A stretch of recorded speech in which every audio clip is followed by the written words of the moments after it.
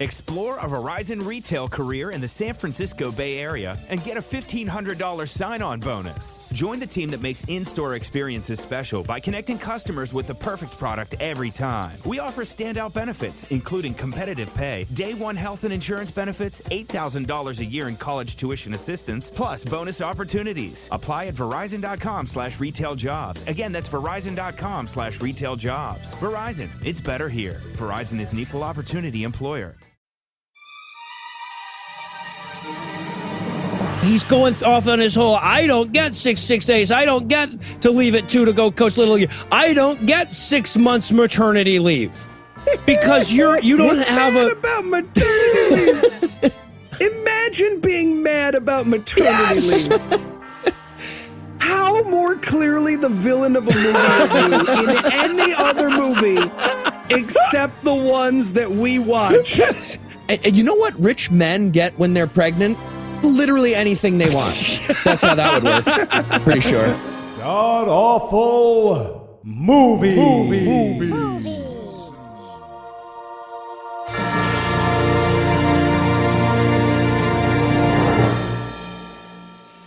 Welcome back to the GAMcast, where each week my God, this movie was about how poor people deserved it. Jeez, the movie we watched. Christ. We sample another selection from Christian cinema because Eli was mean to a witch at some point. I'm your host, Noah Lugeons, and sitting to my immediate left is my good friend Heath Enwright. Heath, we missed you last week, man. Welcome back. All right, thanks, Noah. You know who's going to rise up and seize the means of production from those capitalist pigs? The proletariat. This movie made me a violent Marxist.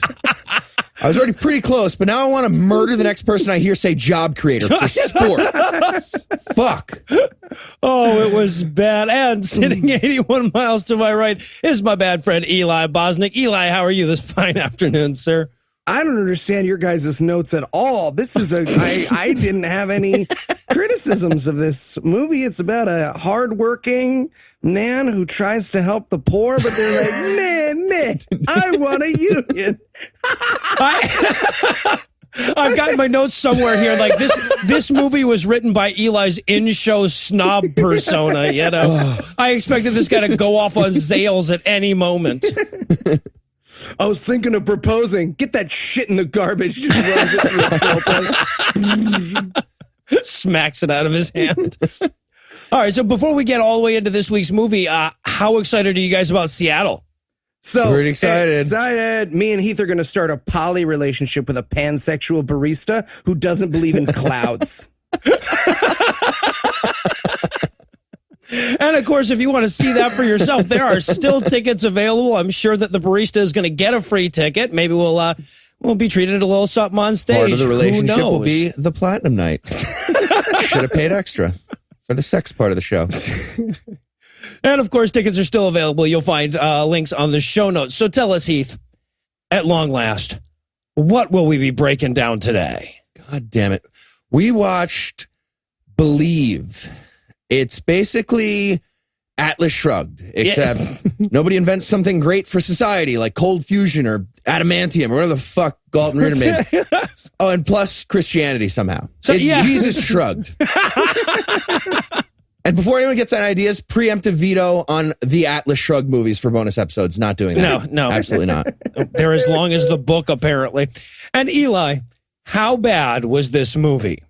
Well, if someone for whom economics, unions, and income inequality stole your penguin pants and you wanted to get the best revenge possible, you will love this movie. Short of paying someone to tweet the word "why" at Heath for 2 straight hours, but somehow he's forced to answer in a 1984-esque situation, this is the best revenge I ever could have asked for. I hate you so much. I feel like he also stole a few words out of that first sentence of yours. I don't know, but you know, he's like that. He's like that. Now, they matter to me. Those things that that's what he meant. Yeah, exactly. Now I have to say, in a few ways, this movie is actually, statistically speaking, the worst film we've ever watched. All right, so I was digging around on boxofficemojo.com before we recorded, and I found out that this movie actually makes the list of like the worst openings ever. So statistically, yeah. So okay, IMDb's Box Office Mojo's numbers only go back to 1982. So this is like since 1982. But this movie had the 50th worst per theater opening of all time in that period, earning a whopping $748 per theater in its entire release. But it gets even worse than that because most of the ones that are on that list are things that opened in like 8 theaters and didn't make shit. This opened in quite a few. I don't know what where their cutoff is for wide release, but it had the 22nd worst release of any movie that passed that criterion.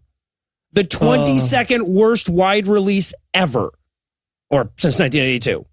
So, Noah, you're saying the movie that's all about capitalism and the free market failed financially? It lost something like $2.6 million, but only because of those goddamn unions that made them pay those actors all that money. fucking SAG. Oh, Jesus Christ. All right. So is there anything you guys want to nominate this one for being the best at being the worst at? Yeah, I'm going to say best worst, really nice building that's supposed to be for poor people in this one. It's like a great place, but they put like newspapers on the windows and like a shopping cart in the hallway for no reason. It's supposed to be the projects all of a sudden. It's beautiful. It's like a $3,000 apartment in Manhattan. Yeah, no studio. shit. I'm going to go with best worst fire. Quick spoiler, this movie makes Vultures of Horror look like Backdraft. Yeah. And keep in mind the standard here. You can't make a movie, as we've already hinted, without unions. Now, I'm sure that, there were some camera guys and some actors who were just like, what are you going to do? But it's obvious someone in SFX was just like, yep, that's the fire we can do. And the guy was like, really? I feel like it looked better. Nope. This is the best fire technology can muster here in 2016. I watched your movie, and this is what I put into it. Oh, all right. What'd you think of the message? It was really great. Yeah. Here's $748. I got to rent the theater and watch this fire by myself. See, I was going to go with in sort of just like overall, I guess you could say best worst story arc, but I was going to go with best worst character arc, right? Because like the main character of this movie would be well written if eventually he got his comeuppance, right? But this is better. A movie about like if the rest of the town realized that Scrooge was right after all and Christmas did suck. We are about to describe a movie in which a character who inherited lots of money in a factory will avoid the question about whether or not he inherited lots of money in a factory at the finale. Yes. Oh, and who will also complain about how little maternity leave he gets. Oh, my fucking God. All right, well, obviously we're all dying to refute the fuck out of this film, so we'll keep the break brief, and when we come back, we'll dive into all the box office toxicity that is Believe. Hey, folks. As you know, our 100th episode is fast approaching, and as our longtime listeners know, we love to give to charity on this show. Last year, we raised more than $60,000 for modest needs during our Vulgarity for Charity drive. And we're hoping to break that number this year, come October. But this year, for our 100th episode, we have a very important fundraiser that we'd like you to consider. Us. That's right, Eli. Us. To celebrate 100 episodes, we'd like to hit our goal of $740,000 per episode for us. To spend on things. I'd like to buy some magic shit. I'm going to see a doctor for the first time since penicillin was invented. And I'm going to buy a hat, probably. So please, go to patreon.com/godawful today to help us reach our goal of $740,000 an episode. We know we can do it. Because if we don't, we're going to quit the show. Yeah. Yeah. Give us money.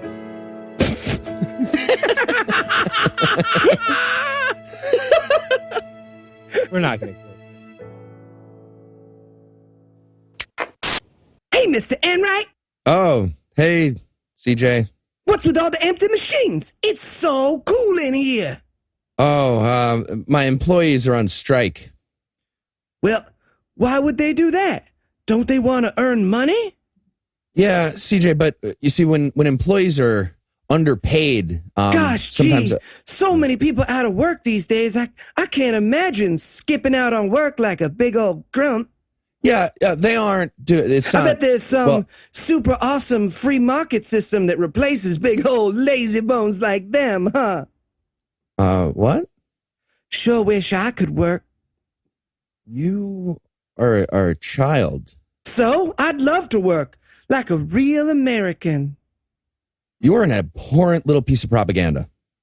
I don't need all my fingers, I swear. Accidents happen.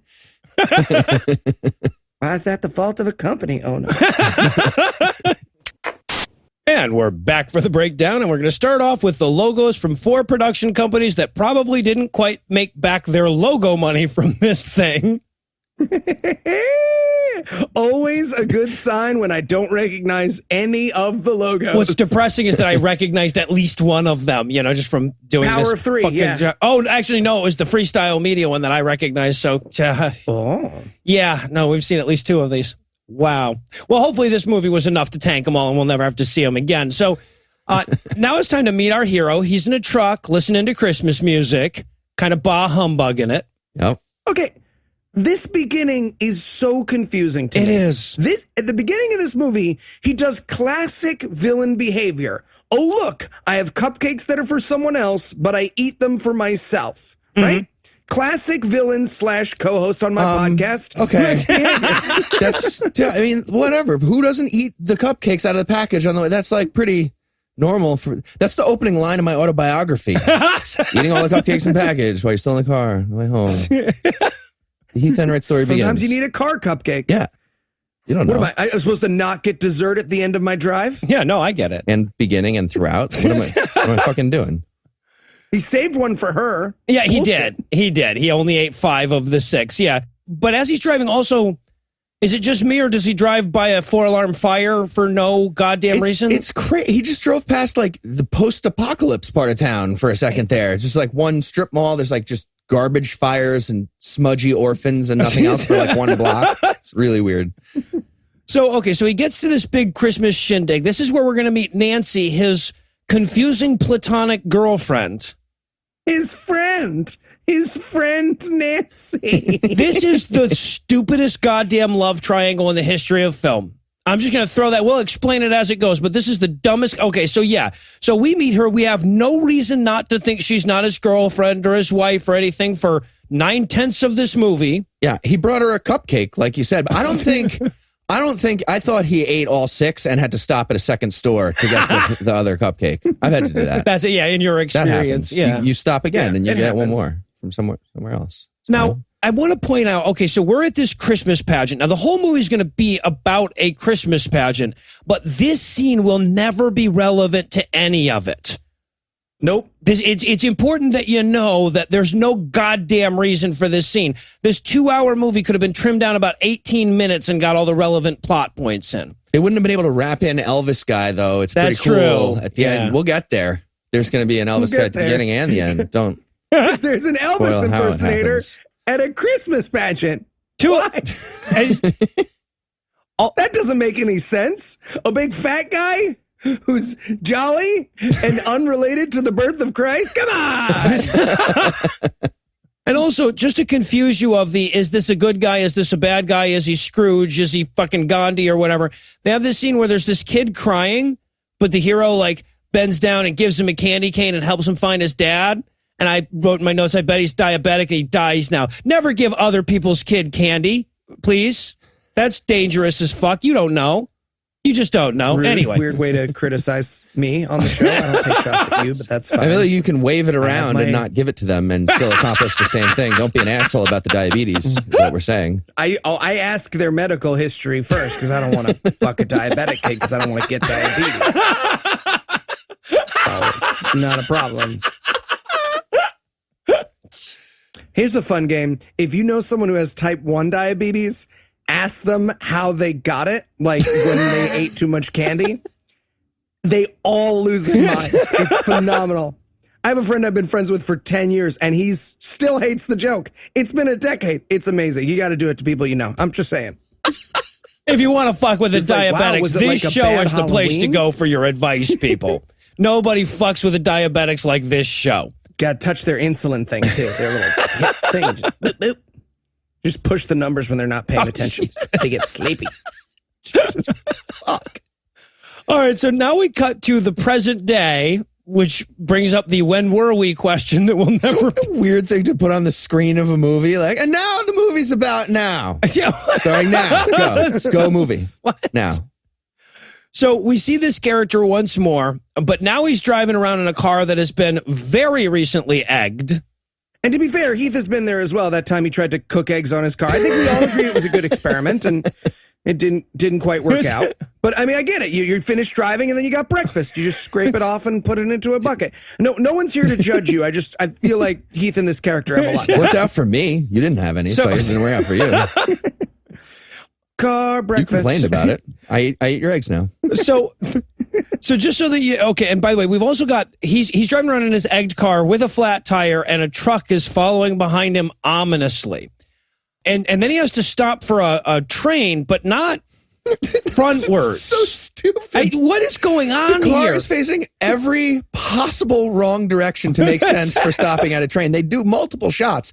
They fucked up the shot so badly. It's just like they had a huge scramble to like catch the train to It do must the have shot. been. Yeah. They ended up facing backwards. They got like 5 usable seconds, but not really because the angles are all stupid. Yeah.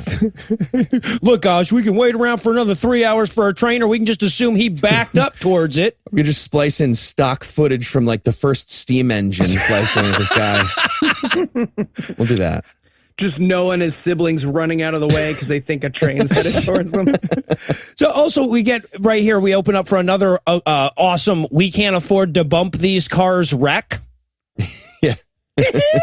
Where the truck that was falling behind him rams into the back of him, which means stops 4 feet from behind him, and then he like moves forward and oh, my neck. This is like a car accident, huh? And then everybody pulls him out of his car and beats the ever-loving fuck out of him. Yeah. Right. And spoiler alert, because this movie's timeline is going to be slightly less confusing than Memento's. This is because he's not giving away a free Christmas pageant this year. It is. That's why the eggs and the flat tire, too. And the beating the shit out of him. The attempted murder. And they set fire to his car. Yep. Because people get pissed about their Christmas pageants, God damn it. And they take him out and they push his face into the pavement for a second, and they're like, "How does it taste? Taste the poverty." That's the line we get. Yeah, They're it's like I'm not tasting. But they're gonna make him like go buy food with food stamps in a store. Taste this. I was going to say, I'm pretty sure that's the catchphrase of Cup of Noodle. I don't know if they were sponsored by Cup of Noodle or what's the deal with this, but I remember those commercials. Taste the poverty. So yeah, so they beat the fuck out of him for them being poor, as far as we know at the moment. They set fire to his car. They all run off. And then along comes a black kid just skipping through this alleyway. Yeah, and he doesn't notice the burning car for a minute. He's like, la, la, la, la, la. Oh, what's that smell/noise? Oh, no. He's just got like 2 baguettes sticking out of his bag going by. In this abandoned area for no reason. So the kid yells out, does anybody need any help? And then the guy goes, yeah, if you don't mind, that'd be great.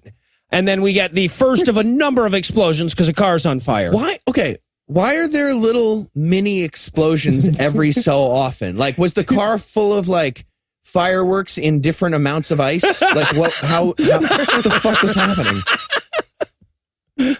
Obviously. That would make perfect sense. There's also this moment where the kid's like, help me, and nobody comes. Like, we see all the empty windows, and I was like, are they not helping because this is a black neighborhood? Is that I learned that a couple weeks ago. Is that what it?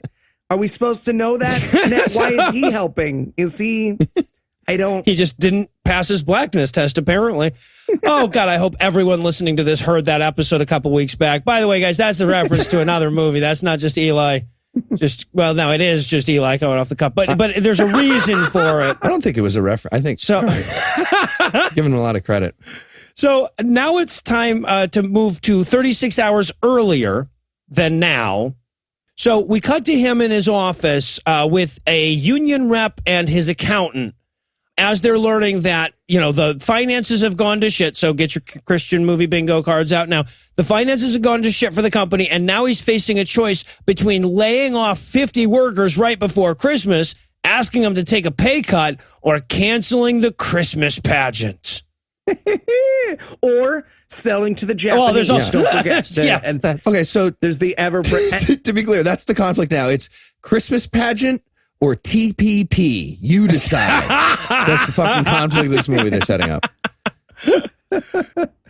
And I have to say, this is where I realized, this is what this movie is going to be about, because the whole scene is actually, why won't the damn dirty union be reasonable and just take an itty bitty pay cut? Yes. Oh, it's so, and again, I thought we were setting this guy up as Scrooge, and that he was eventually going to get his comeuppance, and that he was going to turn around and become a good person. But no, this movie is going to he's going to be right the whole time. Oh no, he's useless John Galt who inherited his money. Yes, exactly. And it's so funny because the whole time I'm writing right away, I'm like, boy, these workers sure could benefit from a strong social safety net. Is that what we're trying to say in this movie? Think about how much of this movie's problems are solved by Medicaid expansion. Virtually all of them, right? Yeah. All? Okay, yeah. That's what I thought. But the union rep is pissed because he's going it's not my fault the economy is terrible and the mine shut down. You own the mine, right? Shut up. But yeah, the union rep is pissed and he's not taking no goddamn pay cut. And again, I can't emphasize enough that it is not I understand you got to do what you got to do, but I'm the union rep. The union rep is my fellers want 85-minute lunch breaks and 90-minute shit breaks. And it will get more explicit in this movie that the unions are the bad guy, but that is the message. The message is the unions won't budge because we're bad guys with selfish workers who want more money than they deserve. Yep. And if you don't put on the Christmas pageant this year, they will kill you. They will murder you. They will, crucify you. A lot of different terms for what they're going to do if you cancel the Christmas pageant.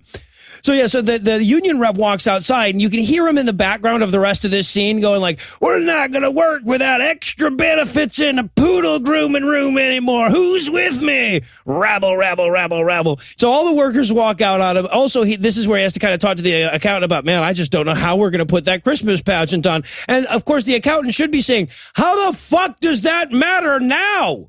Your entire workforce just walked off the fucking job and you're worried about the Christmas pageant? Jesus, man. But no, instead, he's like, oh, wow, that Christmas pageant is way more important than the livelihood of those 90 people that just walked out. We're going to find out that it actually is. Yes. Economically, we're going to claim that the Christmas pageant is extraordinarily important. You'll find out. Oh, yeah. All right. So he leaves the factory that day, and wouldn't you know it, there's a couple of heavies hanging around his car, a couple of factory workers being menacing. But he's got a security guard who's loyal, who's going to walk him out to his car. Mm-hmm. And but by the way, there's the menacing guys. We know they're union workers because they're wearing hard hats during not work outside for no reason. Yes, outside standing by his car. It's like a union regulation. You have to literally wear a hard hat in the shower while you're fucking your wife. It doesn't matter. You have to have a hard hat. That's right. and as though this movie were now too subtle, he's like, oh, no thanks, loyal guy who's the only loyal worker at my wonderful factory. I'll walk home. The song comes on, and these are the opening lyrics. They took it all, but they want more. Literally. Those are literally the words that are being sung to us. Amazing. And then it fades down. It fades down because I assume the next lyrics were dirty Jew faces start the Bolshevik unions. Well, and also they undercut the fuck out of their own scene, right? Because so he walks home, he's walking down the tracks, and he's all depressed and everything, and it starts raining on him. But then he runs into this giant mansion, and I'm like, gee, I hope there's some dry clothes here, you poor fella. Literally, this is a poor, sad millionaire factory owner ducks into his mansion out of the rain. It is. Also, okay, so, and then the mayor calls him, right? Calls him at home to tell him that he will personally murder him to death if there's no Christmas pageant. This town really likes its fucking Christmas pageant. All right. It really does. So now we cut to a bar where a guy gets a message or something, and that's that scene. We pan across some Lefroy for a second. I thought that was nice. That was cool. What the fuck was that scene for? Somebody calls the bar. Is this landline? Who the fuck calls the landline at a bar? Is it like Vera looking for Norm? Who's doing that? Stupid. It's fucking 2016 when they made this movie. Bart Simpson. But the bartender takes a paper message for him and hands it to him. It's something about the fucking plan that's, I don't know, it's going to happen later. Yeah, I'd love if the message just says, buy a goddamn cell phone, asshole. Write a better plot, asshole. This is a bad movie you're in. So he shows back up for work. The Matthew, the main character, does, and Charlie, the security guard, has to have a quick moment with him. Charlie, the I'm on your side because I believe in you. Because he's like, you believe in me? That's scam. Yeah, He's a scam. yeah. The good guys in this movie are union scams.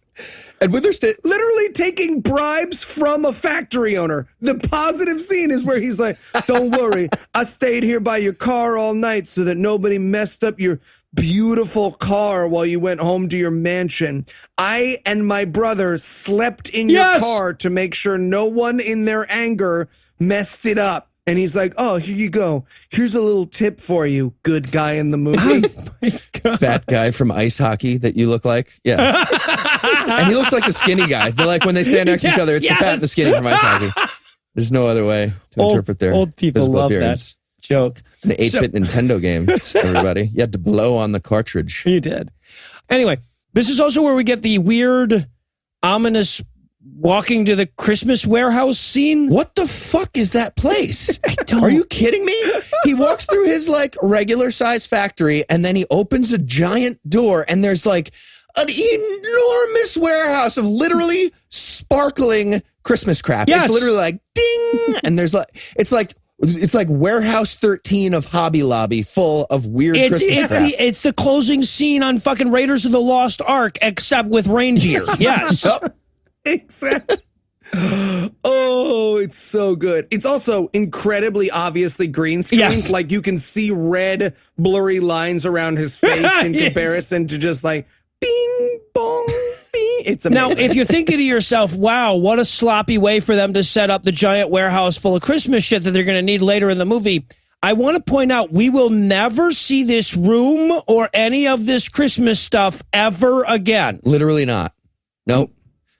Also, for some reason, it was shot as though if he was going into his armory to gear up for the third act. I don't get what they were going for. Oh, how amazing would that have been if there was a final showdown where he uses Christmas decorations to fight off the unionist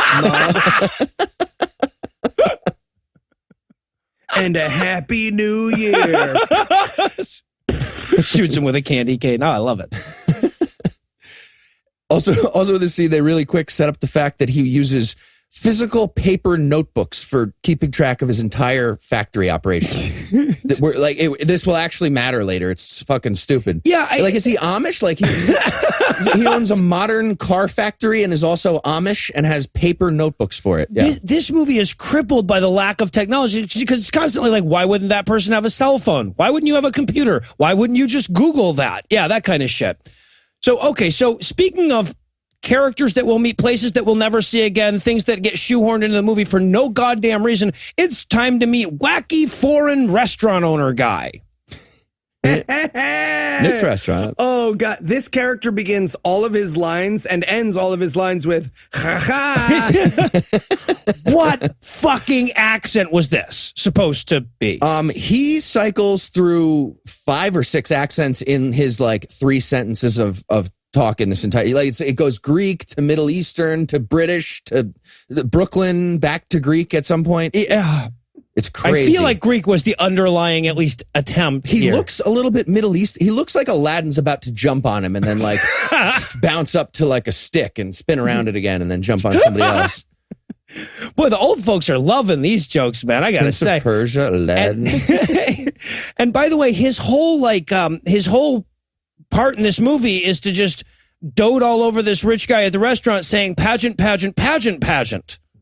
And of course, folksy humor. Well, yeah, well, obviously. My wife, she does not like me.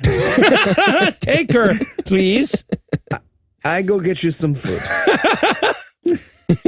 And now the weird platonic girlfriend character shows up so they can have the first of many John Galt conversations. Yeah, she's like, it's hard times now with the debt and the layoffs and the greed. To which he replies, isn't it the government's job to feed the poor? And like, it's a light conversation. She instantly shifts to no. Yeah. No. Well, bad charity you. will do it. It's your job. The people you employ have to pay for stuff using the money you pay them. This is, I mean, in like very simple terms, for those people, it's your job. Well, but all the times in history when the rich have taken care of the poor. Yeah, no, exactly. No, that is the argument that this movie will just assume, right? Is that no, it's far better to have a system that is decentralized and inefficient and has no oversight. Duh. She has to like backtrack for a second. She's like, oh, that was pretty kind of like liberalish what I said. The Bible says it's the private sector's job. God borrowed a lot from Milton Friedman, apparently, in the Bible. I don't remember the part about supply side economics in the Bible. I think it's the opposite. And if you're wondering how they work their way into this conversation, they don't. This just suddenly happens in the middle of talking about something else, like every other fucking thing in this movie. This is also the first time, and this is going to be a confusing goddamn reveal that we get piecemeal through the movie, that when he inherited this company from his grandfather made a stipulation that he had to do an annual Christmas pageant forever in order to own the company. His grandfather has a contract in death for this requirement. Like, is that a real thing you can do? There's no fucking way. I hope so, because otherwise I am fucking with my wife. Yeah, like, how ridiculous would you be allowed to get with those rules, I wonder? You could get crazy with it. Just June 4th, she's throwing water balloons full of pee at everyone wearing a hat. I'm so sorry, but my husband, this is a condition in his I don't even know. He thought it would be funny. I'm sorry. I have 2 more balloons. I'm allowed to hit the same person twice. Would you let me just get you with another one and then... Why is it pee? Not ruin. It wasn't originally pee. It was arbitration. We got it down to pee. So be happy. Eli, it's a weird dude. First year, we just had to have Andrew walk back and forth wearing different hats. It was a whole thing. I don't even want to get into it. Seriously, I'm going to find out if this is real and put some crazy shit in my will. I would much rather just spend the rest of the episode just brainstorming with you than do this fucking movie. But unfortunately, we got to jump back into this. Okay, so now we cut to the city council meeting where we can really dive into that post-mortem contract of his grandfather's. It's a town meeting just about this. That's what's about to happen. Yes, that's the only business. Yeah, and spoiler alert, this movie is about the head of town hall, one of the members of the board of town hall being like a villain. Yeah. So you're talking about the aggressive baseball dad who clearly just beat up another dad earlier that day, who's the secular like bad guy who is in government somehow ish. And how do we know he's the bad guy, Eli? Because he's got a goatee. Well, there's that. He's got a very nice, lovely beard, actually. But also, this is so amazing. The mayor says, this is how the scene opens. Matthew is standing there before him like an inquest or whatever. And the mayor says, are you telling me your company can't put on the Christmas and then holiday pageant? That's how we know, because he's the guy who goes, holiday. To which the poor factory owner goes, now, my grandfather started this pageant to celebrate Jesus. Fucking Jesus. Just turns around, gives a rabbi in the pew behind him a finger. Just well, this whole movie happened. This whole movie happened before the Trinity ruling, when Christmas was an illegal word. So now they're fine. Like, they would have relaxed about this. Exactly. If they made this now, right? And this is where they pull out their contract. Now, I guess there could be like a stipulation in a company's contract that like we give you this in exchange for the next 30 years your company's going to put on or whatever. I don't think you can do it in perpetuity till the end of the universe or whatever, but they have their goddamn contract and they'll be damned if he's going to not do the Christmas pageant. As a matter of fact, they go so far as accusing him of stealing the pageant money for his rich house and his rich clothes and shit. And again, this is where the main character is like, look, I know you look at me and you think, oh, that guy's got a mansion and a couple of $1 million cars and a helicopter pad and think that it's all going swell for him. But you know what? I don't care for your tone. That's it. Yes. It really is just like, yeah, no, I just don't like it when you talk to me like that. Also, we get this. Okay, so the city council guy's saying, well, of course, if you sell your company, then we can have our Christmas pageant for some reason that never actually makes any fucking sense. Yeah, what are they? I honestly don't understand what they're saying. It sounds like they're saying he can sell the pageant part of his business, but then he'd lose his inheritance. That's what they accuse him. What the fuck does that mean, sell the pageant? They refer to this several times in the movie. Sell all the shit in that warehouse to him? I have no fucking idea. And he starts going off on this whole, again, weird choice in the movie because they could have made him a self-made man, right? They didn't have to have him inherit all his money or whatever. But he's trying to explain how it's not just that he inherited that money. He earned that inheritance somehow. He goes damn it, I swept that factory with my bare hands and I worked there 7 days a week. So we have a long history of labor violations, but that's not the point. The point is that of all the grandchildren that he had, I was the best one, which is why I am a self-made inheritor. Yeah, my look, it's been a while, so I feel like I can talk about it now. My cousin married a piece of shit who is a Republican, and at Thanksgiving, he was trying to explain to me why Donald Trump inheriting all of his money didn't mean that he wasn't a self-made billionaire or whatever he was. And after he lost that conversation to me, I feel like he made this scene in the movie. Just like, I'll work my fingers to the bone. And it's like, well, no, you had $10 million under your fingers is a nice cushion. I had to occasionally sell off stock. It's tough. Did any of the other people who swept the factory end up with millions of dollars? No, it's just you. Well, you did 7 days. Were they doing 5? Were they making 5/7 of millions of dollars? No. Okay. It was, as it turns out, not so much. Yeah, and also, he's basically saying hey, if this community wants a Christmas pageant, everyone's going to have to chip in, damn it. And they're all like, fuck you, we don't like chipping in. I honestly wonder how many times the word rabble appeared in the script for this movie. Oh, I wish I was an extra in this movie so that I could just overdo it in the background just for the people watching. Just have a tiny bag of gold that I keep pulling out from my shirt, wagging at another Jewish person across the aisle. I feel like if we watched and looked for it, we would see that. I think that might have been written in as well. So now, of course, it's time for him to do the slow-mo walk of shame out of the city council meeting because, again, that was the only business in this entire meeting. Great moment, though. He's walking slow-mo and they're all staring at him evil. And this one guy, the least intimidating guy ever, goes for the shoulder bump block thingy. It's so and the guy slowly turns to camera. It's like white Dinesh D'Souza. Could not be less intimidating of a human being. Also, this is where his car gets egged. The logistics of this are puzzling to me. I wanted to look back and some guy's just rushing out of the meeting. What if it had gone well? Right. The guy gets out there. Yeah, he said he was going to throw the Christmas pageant. Oh. Fuck.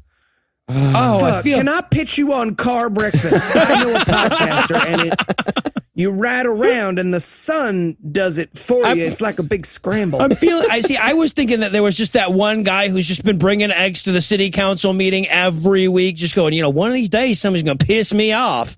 I'm going to be ready. But yeah, so he goes out to his egged car. He calls his lady friend. She gives him some great wisdom here. Yeah. Oh, for fuck's sake. This is the first of 11 times someone will tell him not to worry because things happen for a reason.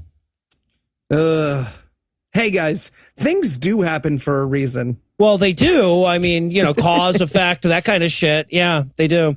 Yeah, so things do happen for a reason. That is correct. Yeah. Again, into some Hume philosophy. Yep. It's a good movie. It's a good movie. Yeah. So we mean the same thing. I'm saying things happen for a reason. You're agreeing that things happen for a reason. We're all on the same page. This is not a verbal trick. Obviously, The Secret is correct. That entire book is legit, and we endorse it. So, all right, now we're all caught back up with the beginning of the movie. We're 25 minutes in, just to give you an idea how unnecessary that little flash forward was. So he gets beat up or whatever. Yeah, the kid finds him and everything, and now he wakes up all beat up. And apparently some very lovely black woman has taken him in. Why? Because he followed her kid home, and if he follows you home, you get to keep him. If nobody, you have to put up posters that you found him in case he belongs to someone else. We will never, ever get an answer why this woman doesn't take him to the hospital. Why she takes him to her home.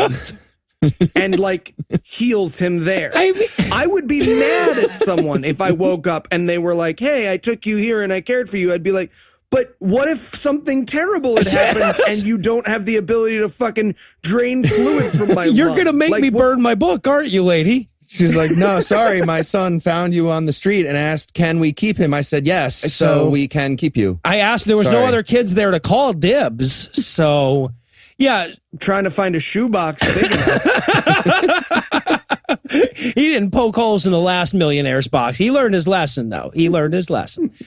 So now, okay, just as he's trying to wrap his head around that, this kid comes up, obviously hopped up on cocaine or fucking just shot out of a cannon. High on life. Is that it? Yeah. So unlikable. This is so obviously one of those terribly behaved children that needs medication and discipline and just shits in the fondue at a dinner party, and the parents are just so energetic, and you're like, get your kid on some fucking pills.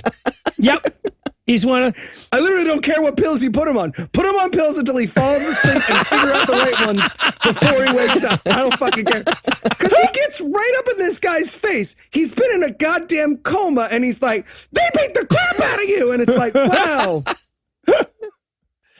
Also, mom's a nursing school dropout. So right. So she knows what she's doing. Yeah, she can do surgery. Like those nurses can. Yeah, mom's like, yeah, no, that's great, but I think it's time we get him some real help. And I'm like, now it's time? Now. Because you know what they say, the first 24 hours don't much fucking matter. That's the old saying. Jesus. Now that we've covered him with enough blankets, he'll be okay for the quote-unquote Western medicine to take over. Am I right? Huh? Also, by the way, this is supposed to be a poor mom and child, right? They're like, you can tell they're poor because they're wearing the fingerless poverty gloves that all the poor people wear. They're all sailors plus poor people. And also, they live in a giant crate and barrel sales floor store retail apartment. They went so out of their way to make this otherwise quite lovely home look like it. They're like, let's put, what poor people have is pallets and a pirate's chest of gold doubloons next to the table. What the fuck? There's literally it's so stupid. It's so obviously a huge, spacious, beautiful apartment with hardwood floors, and they were like, wood. Poor people, wood. It's perfect. Shipping crates, pallets everywhere, to hold all the oversized poor people shit they had sent from overseas, from antique to their house. What the fuck? So, of course, the only thing the kid can talk about is the upcoming Christmas pageant that he's so excited about because he wants to be the angel Gabriel in it. In fact, that's what he dreams of as he falls asleep at night, being the angel Gabriel in the Christmas pageant. But again, this child is so badly behaved for what is supposed to be comic effect. He pulls a cantaloupe that he's drawn Avril Lavigne's face on. He starts fucking it and describing how much he's excited. And the mom's just like, oh, CJ, don't get all worked up again. And it's like, what the fuck is happening? Call the goddamn hospital and get your animal/child off of my chest. He's like, I love wrestling. Look, I jump off the loft onto your chest. Ka-chow! I'm the underdog, Rock. I'm the Rock.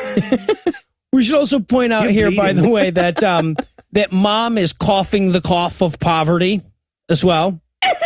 Yes. Oh my God, again, she has the coughs like the ones that you would nest the word bullshit between.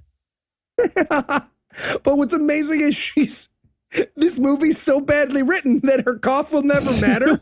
So later in the movie, she will get a night's sleep and never cough again. With a blanket, though, and a wet rag. Yeah. And meanwhile, his accountant is rooting through the shit in his office. Trying to break into the safe, and Dr. Lady comes in and she's like, hey, what are you doing here? And he's like, nothing. I'm the good guy, not the bad guy. Should I tell him anything if I see him? Like the safe combination? Do you know that? I'll tell him that in case he forgot it. He might as well have his dick out, just fucking a bag of money with dollar signs on it when she walks in. So I brought this with me. Yeah, allow me to leave as suspiciously as is possible. So so we cut back to CG. He's passed back out. Since they're not going to get him any medical help, I guess he just wants to like sleep well until he dies. But this is where CJ wakes him up now, dressed like an angel, to reinforce how badly he wants to be Gabriel in this Christmas pageant. Yep. By prying open the unconscious assault victim's eye. Mm-hmm. That's how he manages that. And I wanted to just smack the kid, just like, and I'm so sorry, but I just, that's in my instinct when someone peels my eyes open as I sleep. I'm really badly hurt, right? Yeah, right. Especially around the eyes here, according to the makeup. So now Matthew, the main character, has to go to the bathroom, but it's a poor people bathroom. Uh-oh. Comedy. Yeah. Right. And there's this weird comedy moment where they're like, here's a magazine. He's like, oh, no, I don't need that. And they're like, no, you have to wipe with a magazine. That's how poor we are. We wipe with magazine. And he's like, oh, wow. And they're like, gotcha. Because magazines are more expensive than toilet paper, dumbass. Come on, man. I thought that was pretty funny. Oh. That was like, if I was black, I'd be trying to like trick white people all the time into like weird, guilty, racist moments. That would be fun. Black people are so lucky. They get to do that. That's what I always say. So CJ takes him down because apparently they have a communal bathroom in this apartment building with these gigantic apartments. And also there's this weird moment where this woman, like this old lady who is not part of the movie, just peeks out. Like, I don't know why this is in the movie. Like she was about to check that he's not going to go fuck the kid in the bathroom. That's definitely what it seemed like was happening. Yeah, no. She's like, you gonna fuck that little boy? He's like, well, not now. You've seen me. Like, hold on. Are you both cisgender males? All right. Okay. You can rape the kid then. Yeah. Fine. That's just an inevitable thing that happens. There's no way around that one. No way to prevent that. So they return to the apartment because holy fuck is this movie slow. Oh boy, is it. And apparently he sent CJ off in search for a phone. She's like, oh, so you just send my kids on errands? And he's like, yeah. She's like, oh, no, that's okay, because Earth works like that in this movie, I guess. Yep. And now he hurts her feeling by being like, so, why are you such a bad mom?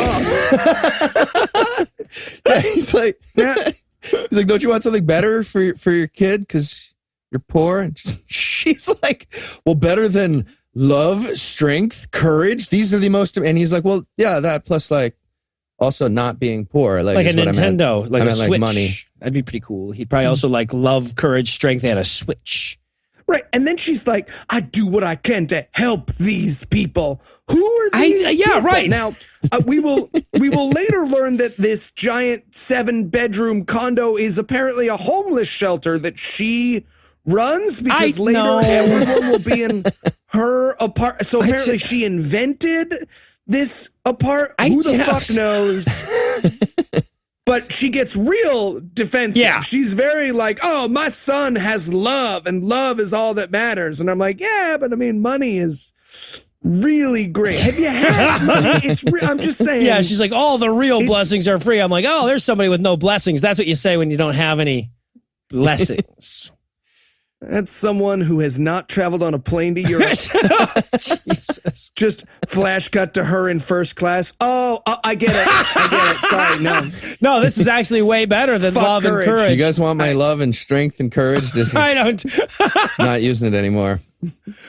So I guess eventually he gets a phone. He calls that security guard scab guy to take him home.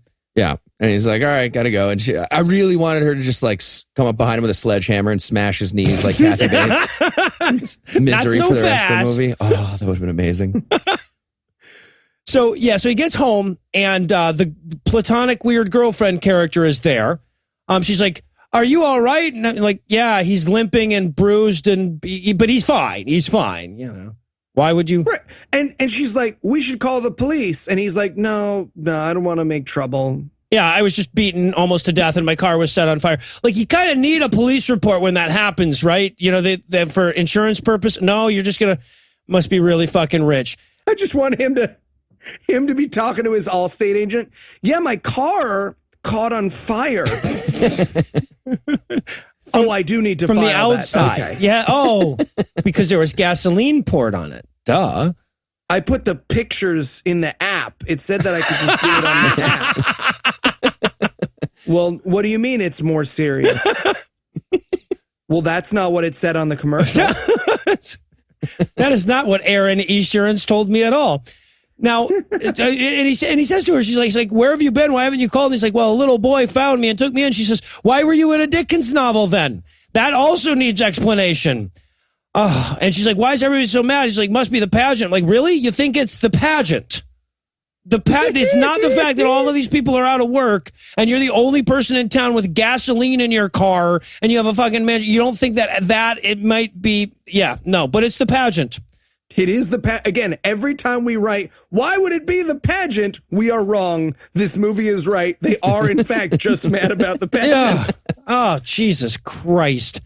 I love to, as he's leaving, he yells it back to her. He's like, I'm not Scrooge. He was way better written, for the record. So much better. And now it's time for the greatest scene in this or any movie. Perhaps the closest a film has ever come to killing Heath Enwright. Holy shit, talk about missing the fucking point. I ruined a monitor. That happened. Ruined a monitor. So, all right, so he goes back to the factory to his office, trying to figure out how to get everybody back to work. And the accountant and union rep show up all cat that ate the canary style, like they didn't expect to see him at all. And the boss guy, what's his name? Matthew. Matt Payton. Yeah. He thinks, his theory is that the union guy tried to murder him in order to get a pay raise. And the union guy's like, it's like stupid, right? It's like, I wouldn't be able to, how would that help us if you're murdered, you can't. But this is where he lays into his like laundry list of how bad it is for him, the millionaire. He's like, it's not my fault this company's failing. It's like, oh, I'm sorry. I thought that was the whole basis of your entire concept. But he's like, it's not my fault the economy's terrible and workman's comp is at an all-time high and these lazy bastards get 6 sick days a year. 6 days. That is his like big moment. Yeah. These 6 sick days a year. He even says, I can't go to the bathroom with a magazine for 20 minutes, as though going to the bathroom for 20 minutes is something you should not be allowed to do. Yeah. His message here is poor people are lazy magazine reading Little League coaches that want to leave at 2 p.m. The government would just make regulations against unions. I'd finally be able to compete in a free, unregulated market. Right, yeah, like exactly. God intended, like in Vietnam with slave factories. So yeah, boy, it's amazing how quickly that free market argument falls apart when you point out that unions are a free market. Oh, are they part of competing? Is that they are using the margin it's the same to thing, their advantage to make labor more is money also within a commodity. capitalism? Go fuck yourself. He also complains about 6 months maternity leave. But he says it in this way, though. He's going off on his whole, I don't get six days. I don't get to leave at 2 to go coach Little League. I don't get 6 months maternity leave. Because you don't have about maternity leave. Imagine being mad about maternity leave. Imagine being mad about maternity leave. How more clearly the villain of a movie are you in any other movie except the ones that we watch? And you know what rich men get when they're pregnant? Literally anything they want. That's how that would work. Pretty sure. And he finishes this monologue, right? This stirring speech about how terrible it is. He goes, there's a big difference between the people who sign the check on the front and those who sign it on the back. And I've heard that phrase before, but never in defense of the person who signs the check on the front. Right. Like, yeah, no, the conclusion of that is not ... the people on the front are better, but that's the message he's trying to send. Work harder. The people on the front, like, genuinely work harder and don't get the benefits the people on the back do, which, by the way, is never true. No! Ever. In the history of all time ever, no one who signs the check on the front has had it worse than the people who sign the check on the back. I mean, look, I've been in like management positions. Those you work a lot, but there's everyone else works harder if you're doing your job. Like, yeah, fuck you. It was amazing to me that they actually managed to fit this line in without themselves saying, "Oh, he's the bad guy." I just figured that out. Jesus. He just starts reading the white man's burden to them. Like, dude, we're white. What do you do? Nonetheless, taking it up. So the accountant and the union rep leave without dunking him in a toilet face first. So I guess they're the heroes of this film. And then he's going into the bank, but the mayor has to stop to threaten to stab him in the eyes if he doesn't hold the Christmas pageant again. Well, he says, hey, I heard you left town. How was the fishing? And he's covered in bruises. And I want him to be like, yeah, man, I got the shit kicked out of me by a fish. Union fish. Fucking weird. Yeah. So, and the mayor explains to him that, like, he has no choice but to either sell the business or do the Christmas pageant because those are somehow related. We haven't exactly figured out how, but you get it. I just have to point out, in the background of this scene, it's just a tiny moment, but if you watch these along with us, when the mayor drives away, if you look, someone has put a neon light up closed forever sign in the window of one of the businesses. And I feel like a neon closed forever sign is just impractical. Seems like a bad idea for me. Why would you even make those? So he goes to the bank looking for a loan here. He apparently needs a $300,000 loan to keep the factory running. But you know those banks, they're so unfair to rich people all the time. Yeah. He's basically, they're in this scene, the banker guy is like, look, man, after the bailout, and sort of pauses because he can't say, it's been easier than ever for factory owners to get money. And it's like he knows that the people watching this movie, or that they aim this movie at, think bailout bad. So they're just like, the bailout, the thing that was amazing for us, literally prevented us from any consequences from our actions. That's made it a lot harder to be a bank. Sure has. To be fair, this particular bank doesn't look great. There's a Commodore 64 on this guy's desk, I'm pretty sure. Like, maybe get a new bank. If you walk in and like you ask for a loan, he takes out an abacus and a notebook. That's cool. That's cool. Yeah, we kind of need our $300,000 to upgrade this. I love Carla. I don't appreciate your... I just really wanted the banker to give him the exact same speech from the last scene about who signs the front and the back of the check. Like, sorry, man. Like, some people are good and some people are shitty. Obviously, you're asking me for money, so I'm better than you by your own admission. Get your shadow off me and leave my bank. And I love, too, that they have this moment like where he's like, Bill, I got you this job. I was in your wedding. And he's like, so that means I should loan you $250,000. Do you really think that? Like, no, I don't think that. So, no, so he leaves. And now, okay, so we cut to him at home that night. He's watching the weather on TV. And the weatherman basically says, boy, if you're a single mom in an unheated apartment with a kid, you are gonna freeze to death. Sure are today. Yep. Jesus. So he goes to the poor people warehouse, which apparently there is. He brings them some blankets. He brings two blankets. Because deep down, he's a bare fucking minimum kind of guy, I guess. But meanwhile, the fucking kid has a fucking blanket fort with like 900 blankets, taking up 50% of this, what apparently is not their apartment. It's like 100 people's boarding house, whatever. Yeah, now we're in a warehouse or something. Yeah, exactly. Yeah, it's the commune where Heath and I are going to live when we find that poly relationship in Seattle. That's where me and Heath are going to have blanket Now, forts. is it just me? We're going to live with our barista. Or was maybe a good idea to maybe have more than one bed here in this room? Yeah, that would be good. Yep, seems like they had plenty of pallets to build the beds. Exactly. Which is what they make beds out of. And if they took of. away that goddamn tent, they'd have plenty of blankets for him too. So the mom is there, and she's, of course, remember, she had the poverty cough. He says, you need to see a doctor. And I'm like, boy, should that line be uttered more often in this movie. And she's like worse now, so she's on like a sick altar, just surrounded by other homeless people, like pacing the room, being like, cold and poor, I'm poor and cold, cold and poor and hungry and smudged. So now we cut to Matthew. He's gone to an upscale retail outlet for millionaires. That would be Walmart.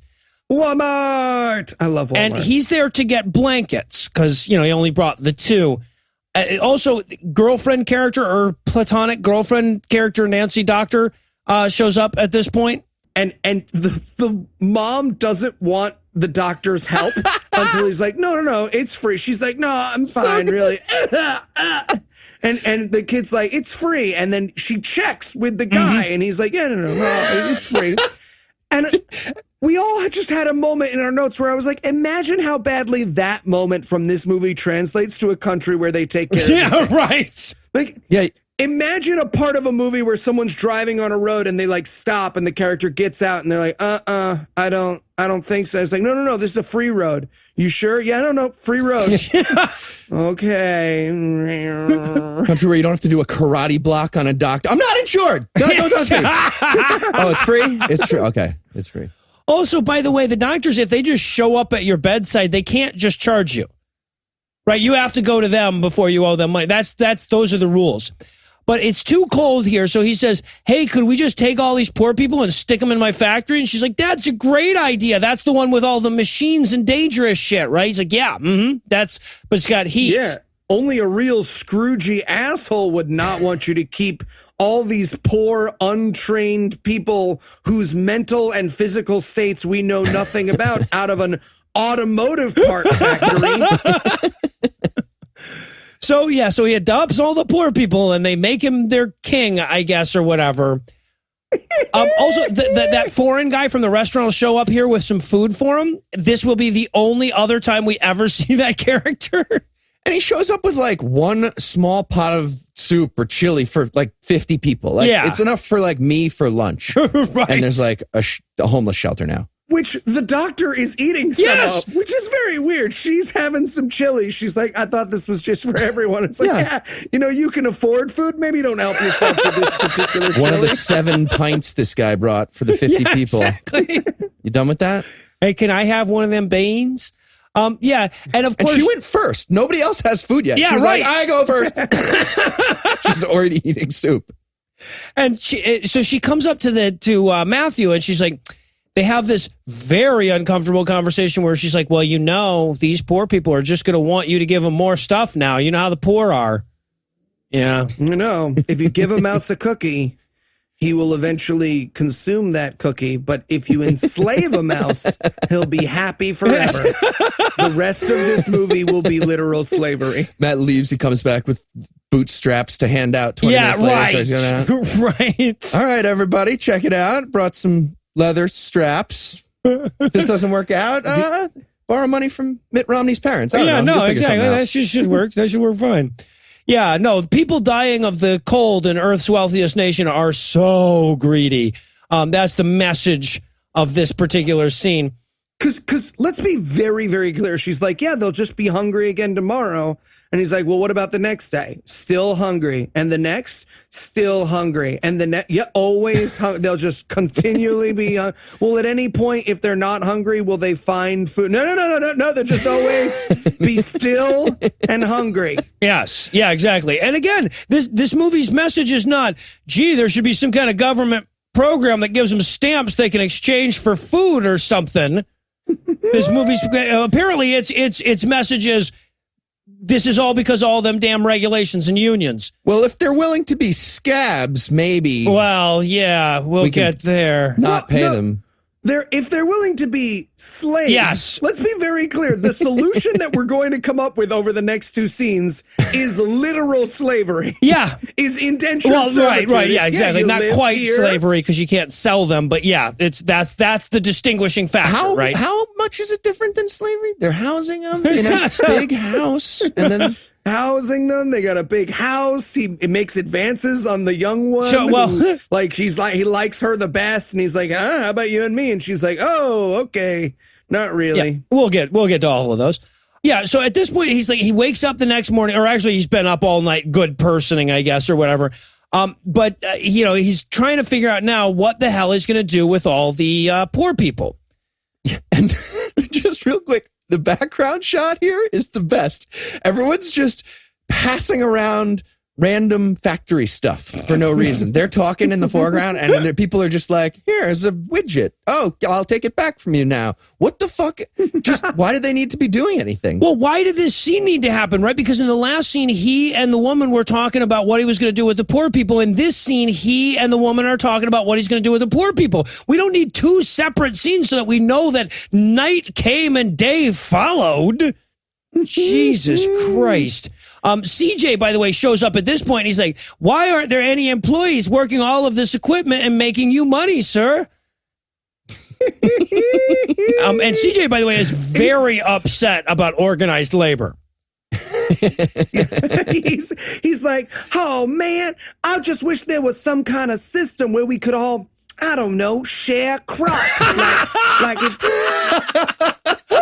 Like you own the crops, but we grow them and tend them, and I'm just trying to figure out some kind of system. How many acres you got? How many mules you got? Maybe we can figure some. I don't know. I just wish I could sleep where I work. Yeah, right. That would be great. And apparently, by the way, Mom is all fixed now. She wakes up the next morning. She's gotten warm sleep, so her coughs are way less realistic now. She will never be sick again. We will never revisit that. So Matthew shows up, and he's like, with no explanation at all, he's like, hey, I have some things I want to do. Can I borrow your kid? And she's like, I'm poor. You can fuck him for $50 an hour. Just ask Eli. 50? I wish. Right. So patreon.com/godawful, people. We need your help. I'm a man of expensive taste. So Matthew's out with CJ doing something or something. And CJ's as confused about the Nancy and him relationship as we are. So CJ's like, so is she your girlfriend? Because who the love interest is in this movie is very confusing and badly written. And he's like, we've been friends. And he's like, do you fuck her? That's the question. That's what you obviously know what I'm asking. Come on, man. You fuck, so she's free. I can go. She's saying I can go for it. So, and also there's a very weird moment where the kid's like, I just want you to know I don't steal stuff even though I'm black. I just wanted to point that out so that because some of the people watching have not realized that yet, that feel that I need to explain I'm not a thief because I'm a black actor. He goes, my mom says police will put you in jail if you steal. And I'm like, you're black, dude. If you make it to jail, you're luckier than most. 11 years old. That's prime shooting you to death age right there. Well, because they now need to shift her path to make sense with this movie. So the transition is, I wouldn't steal. Mom worked for someone who stealed. He was a counter. Yeah. I'm a 13-year-old child who's never heard the word accountant. Do you mean accountant? Yeah, a counter. Say the word after me. Accountant. Cowman. Cowman. Crapman. Yeah, no, just out of the blue with no prompting whatsoever. He goes, by the way, my mom was an accountant just in case yours is evil and conspiring against you and you need someone to look over your books. That might come in handy. And then he realizes that they're going to Peyton Park. He gets all excited because that's where they have the Christmas pageant every year. So he wants to jump up and dance on stage. I guarantee you the stage directions just said kid dances blackly. And indeed he does. He just does a little dance. He's pretty good. He's a pretty good dancer. Got to give it to him. Yeah, better dancer than a singer, yeah. And what happens here is, I don't know if everybody knew this, watching an adorable black kid dance makes you a better person. Well, right, yeah. That's what happens here. Mm-hmm. I feel like that's actually a good message in this movie. That is how it works. That's the best message in this movie. I can definitely tell you that. What about watching a single mother dance? How good a person? Depends on how much you tip. And of course, the kid's going like, boy, I sure can't wait for those tryouts. And then the camera ominously pans down to his tryouts canceled sign in the back of his truck or whatever. That's just good mise en scène right there. Isn't it? That's good stuff. Isn't it? That's what happens when your writer and your director is never written and directed before and is actually a cinematographer. So, so Matthew just can't seem to cancel the pageant. And as bad as the movie's been up till now, it is about to get so goddamn much worse in the next scene. So before we force Heath's Robin Hood idolizing self to relive this next sequence, we're going to pause for a quick break. First, let me give Act 3 the hard sell, though. Will the town pull together in time to save the Christmas pageant? How are those the stakes in a movie that opened on this guy almost getting beaten to death? Why don't these poor people just sell off a little stock? Find out the answer to these questions and more when we return for the absurdly distant conclusion of Believe. Mr. Enwright? Ah, fuck. Where am I? You're safe, Mr. Enwright. Okay. My son found you, and I've been taking care of you. Hey, do you like bikes? I can go vroom, vroom. Yeah. Okay. Can you call me an ambulance? I'm in need of medical attention, and it's the year 2017. Definitely need you to. Don't worry, Mom's a doctor. Oh, okay. I mean, that's very kind, but I should still. Well, I was almost a nurse. Not a doctor. Sorry, you were almost a nurse. Yeah, in that I worked for an accountant. Right. So not a medical professional. No. Someday I'm gonna punch the moon and fuck myself a full tank of gas. So about that ambulance, isn't he precious? I would like to go to the hospital. I want to be very clear. You need some. Later, Mom's gonna make waffles and pancake sauce. Do you mean syrup? Is that pancake sauce?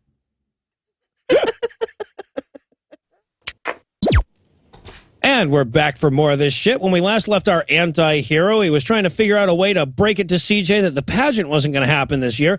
But before he can find the words, they get back to the factory where all the bad people are waiting for him. And these heartless bastards won't let him run a homeless shelter in an automobile parts factory. And they try to make this the bad guy thing. He's like, well, how can there be laws against helping the poor? It's like, no, you're housing them in unsafe conditions with there's not even a refrigerator in here. Dude, come on. And then he's like, oh, because you're evil and your regulations make everyone unhappy. You have a child sleeping on a drill press. Yeah? Sound asleep. It's turned off. Jesus Christ. So he's being told by the mayor, a police officer, angry, aggressive baseball dad, and his accountant, who is apparently with the bad guys for some reason. Why? What is he doing? I don't know. I want him to be like, all right, man, you're on. Oh, sorry. And he just walks over to his side with a grenade. Okay, cool. This is like if Tony showed up just every time I got a parking ticket, the cop knocks on my window, Tony knocks on the other side. Tony, I don't understand. Why are you here then? I don't really know. This seems like this would be an end of the year thing for me. So they tell him he better run off them poor people or they're going to toss him in jail. And they, in the worst writing ever, he's like, I mean, look, you either kick these poor people up or you hire all of them. Oh, God, yes. I'm sorry, that seems like a weird thing to say. Wouldn't that require a tremendous amount of paperwork and screening? Yeah, no, I'm just saying you can't have them here. Hire them. But if, however, they were hired to work, yeah. You would be able to string 53 minutes of plot out of this at that point. But I don't know why I said plot. That's weird. Just like if this was, I don't know. Yeah, no, because if it was a movie, it would be awfully generous to call this a plot. Yeah. So now he stands up to give everybody the kicking out the poor people speech, to which, of course, the poor people say, but please, wealthy industrialists, you're our only hope. The government won't help us. And he's like, well, the law says no doing this for poor, or I have to go to jail tomorrow. That's the law. Shouldn't he just go to jail, though? You would and think. Like, if that was actually possibly the law, it's clearly not. If that's how it worked, go to jail. Yeah. But then, until it's not cold anymore. I don't know. The lone child, the voice of innocence, says, but mister, if we work, can we stay? What if we all became scabs? And at this point, like, the heroic music swells in the background. I wanted to watch Heath's face watch this moment in the movie more than anything in the world. Oh my God. Yeah, that's the big hero moment that they have, is like, we would all work for far lower wages than those union folks were working for. We'll work for food and shelter, apparently. Yeah, apparently, because he now hires all the people. He doesn't do any paperwork, doesn't check their Social Security, doesn't get fucking background checks on any of them, next to kin on nothing. It's like, well, yeah, now you work here, which means apparently that it's now legal for you to sleep in an operating factory. Noah wakes up, comes down, I'm sleeping in the sound studio. I don't know, movie. Technically, I work here, so I pooped in the corner because this particular room doesn't have a bathroom. That would be way more reasonable than what's happening in this movie. Yeah, exactly, because the studio's in a home. And also, through this whole scene, like, he's taking him around, showing him all the different stations and everything, and who's going to trade him and everything. And the whole time, like, CJ keeps popping out, just like playing silly games on the dangerous equipment. It's like the factory's producing adorable black kids somehow. But he keeps doing something more dangerous. Like, he's like, and this is a drill press. And CJ's like, what if I put my hands underneath it? And it's like, oh, CJ. Yeah, right. And the next scene, he's like strung by his hands and like swinging across the ceiling on a zip line through the hole he just put in with the drill like, press. Welding fight! Yay, welding fight! So fun! I'm a child in a factory. So, like, cut to the next day, Lucy and Ethel are eating lug nuts off a conveyor belt. She's like, fuck, there's too many.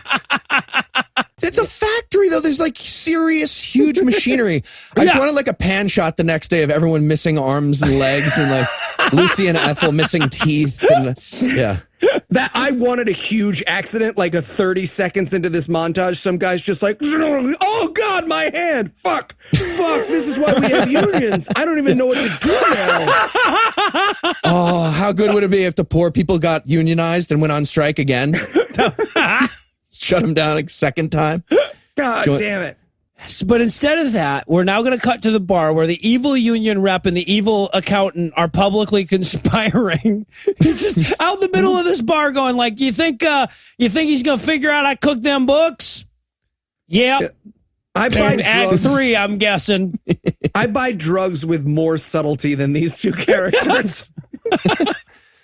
Well, yeah, because I know your guy, and he always wants to pop out of a fucking trash can as you cross him in the fucking subway station or something. But yeah, he's so adorable.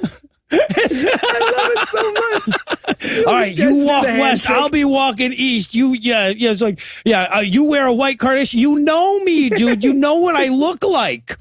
Anyway, I've given him an empty handshake every time I've seen him for the last 6 years. Every time he goes in for the money handshake, I never do it. I always just go, here's your drug money. And he looks at me all frightened, and I'm like, yeah.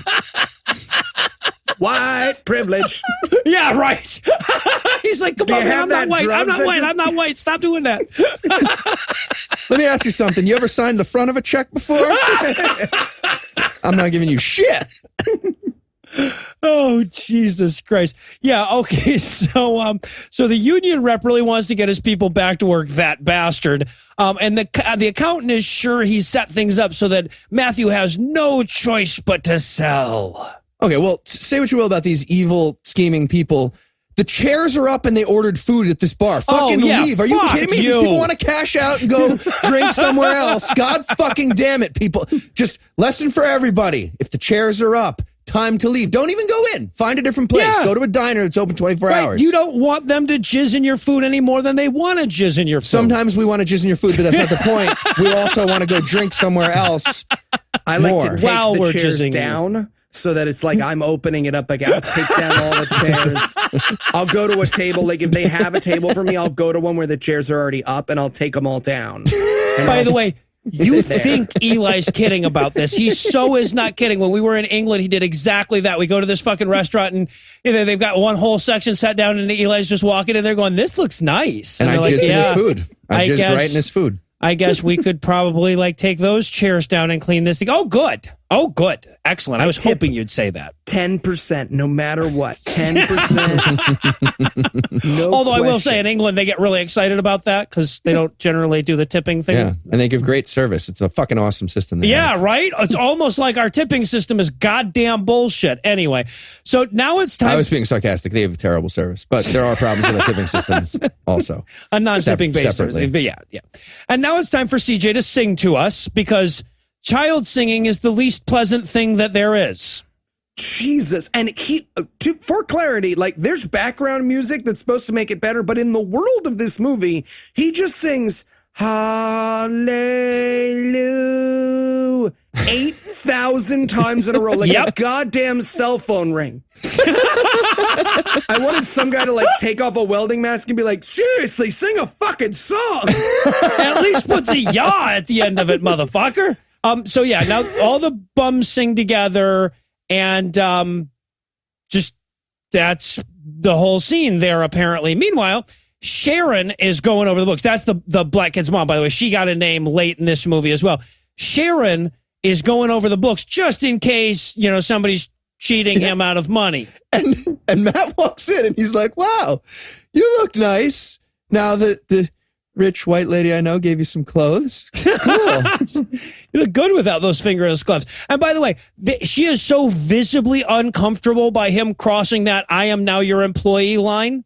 Yeah, that is such a weird, like, I don't think the point of this scene is like him making romantic advances makes her uncomfortable. I think just the actress couldn't be in the same room as this man without getting super duper nauseous. But might be. It very much comes across as like, hey, come on, we're a family here. Like, it really does. It really comes across as like, oh, this job is great. I sure would hate for you to lose this job. So we get more things really do happen for a reason, wisdom.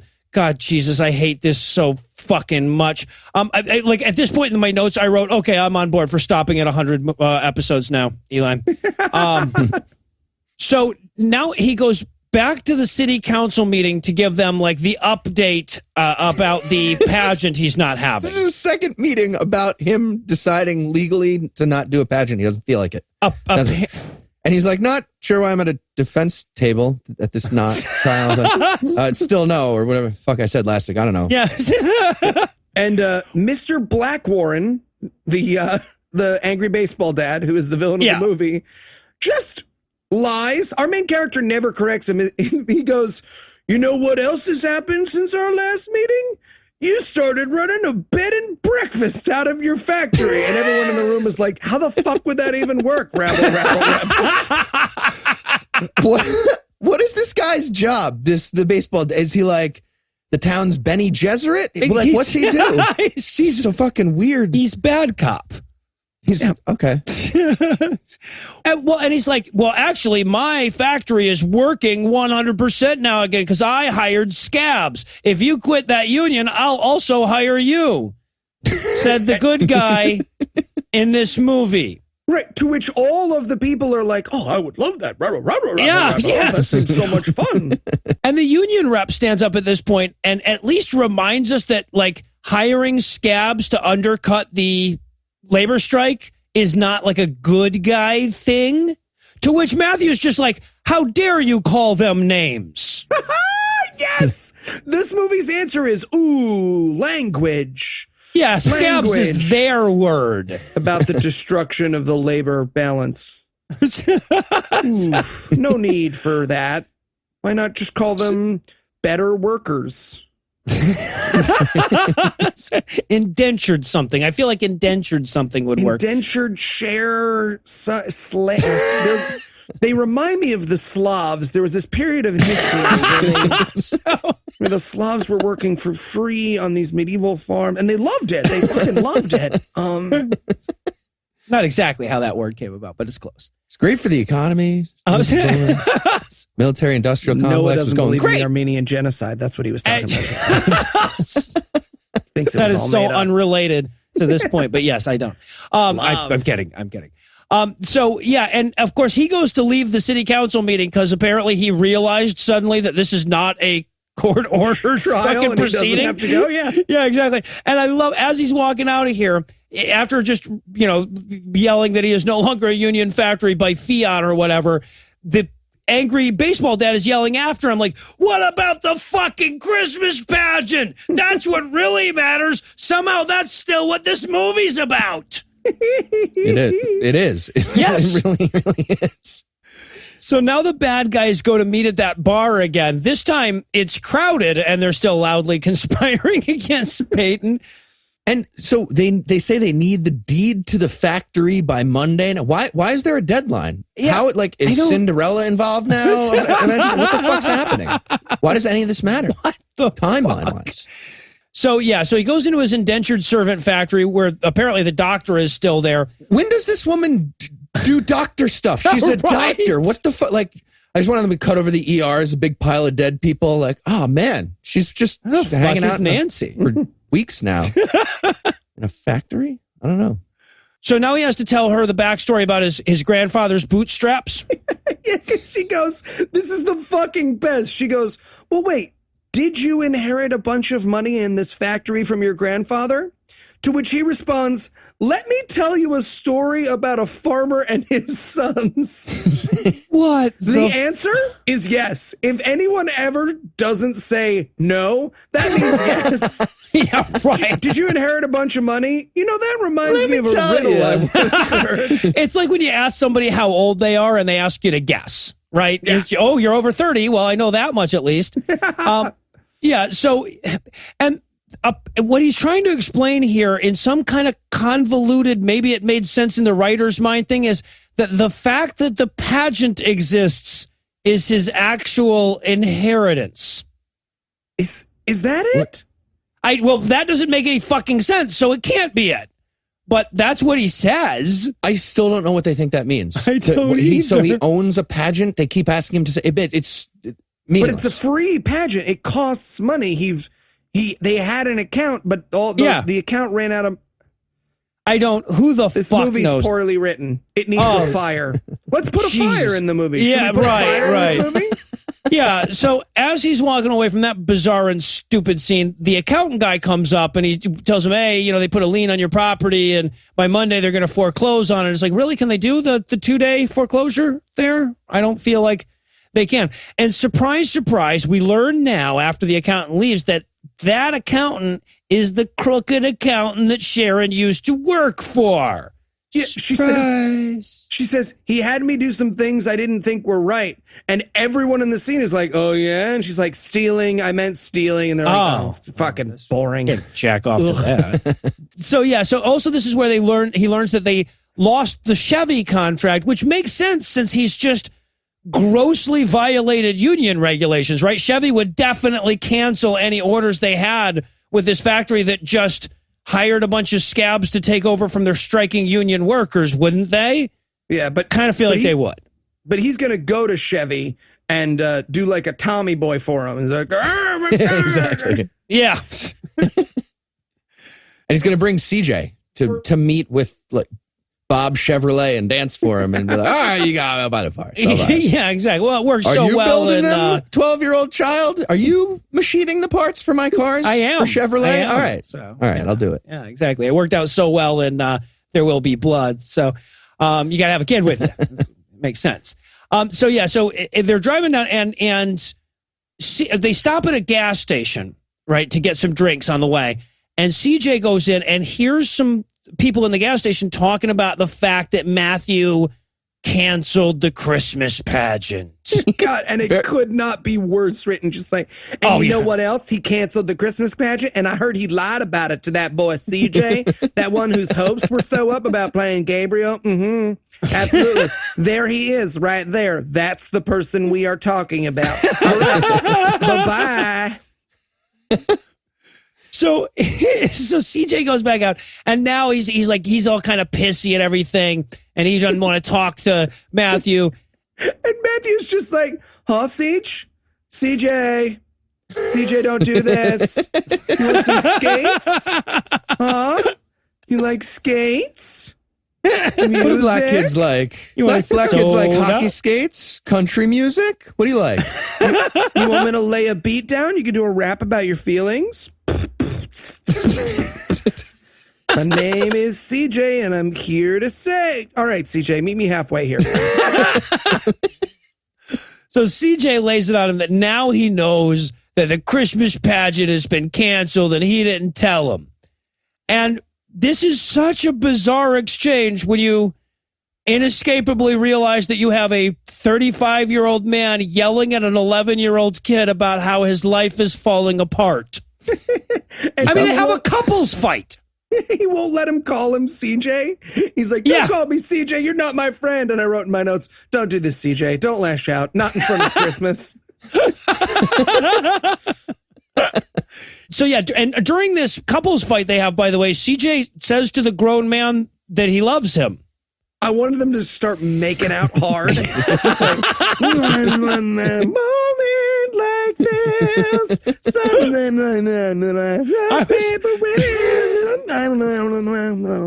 I wrote down, like, what kind of fucking movie is this? How is this on Netflix? But yeah, no, apparently it's platonic, like all his relationships. Thank you, Clarence. I care about spending time with you too. You're the best. The best. So, okay, and this is also where he learns that he can save the Chevy contract. Like, he left and came back because they wouldn't meet with him or whatever. But he came back, and now they give him a note saying, oh, you can save the Chevy contract. You just have to go to this bar at 11 p.m. and, come unarmed and all alone. He's like, oh, that makes perfect sense. That's how working with Chevrolet works. Yep. Yeah, no, we'll place the order there. Do you take doubloons? Like the Pennsylvania DMV all of a sudden. So that night, Dr. Lady and Sharon are massively failing the Bechdel test together. I mean, if you count Jesus as a man, like no sentence that they say passes the Bechdel test here. So anyway. It's so good because CJ's mom is like, so what's with you and Matt? And she's like, oh, we're like brother and sister. He sure does like you. To which she replies, yeah, Clarence likes him a lot. No. Yeah. Okay, let's both start naming the people we're fucking. You go first. You go first. Maybe the love triangle they're going for here is CJ and the mom and Matthew instead of Nancy. That makes more sense, actually. I'm into it. And now it's time to talk about the value of faith for a really long time. Real quick, can we talk about Dr. Lady's dead tooth first? Did not notice that until now. Can't believe I didn't. She has a dead tooth. It's just like tooth, milk dud, tooth. It's rough.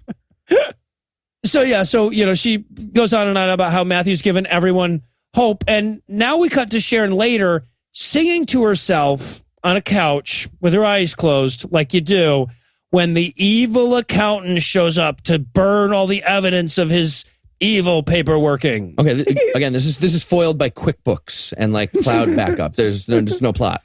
Burn his factory. Oh, should you back up things that are important on the cloud? Should you? No. Should you? Is that important? No. Anna? No. Anna, is that something you should do? You don't just keep it all on one hard drive? Huh? One droppable, easily droppable. Don't you edit this out? I need this. So he starts setting stuff on fire. And, of course, he's the guy that Sharon used to work for. He's like, oh, Sharon, I should have known you were here. You'll find all my skullduggery, so let me set it on fire. And she's like, not if I murder you at this golf club first. He starts doing like a Bond villain speech of like, here's how I'm going to carry out this plot, but like CPA style. So it's like, you You never understood the power of the decimal point, did you, Sharon? Did you? Arthur Anderson was right. Enron did deserve that valuation. Using mark to market. Well, and that's the thing, is that not only are they having him do a CPA version of an evil bad guy monologue, but they don't understand, like they've never actually figured out how this movie works, so he doesn't have anything to say. So yeah, it's just random accounting words. 'Twas I that numbered the numbers.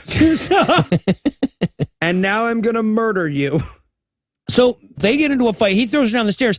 The trash can that he was setting all these papers on fire in gets knocked over. It's just like 2 sheets of paper on fire. But which is plenty enough to catch an entire factory on fire within seconds. This notebook was made of thermite, apparently, or like Fire 9. I don't know what the fuck happened. Office goes up in flames like a fake airplane hit the side of it. Yeah. Yes. That the whole place is going to collapse like Tower 7. Yeah. Yes.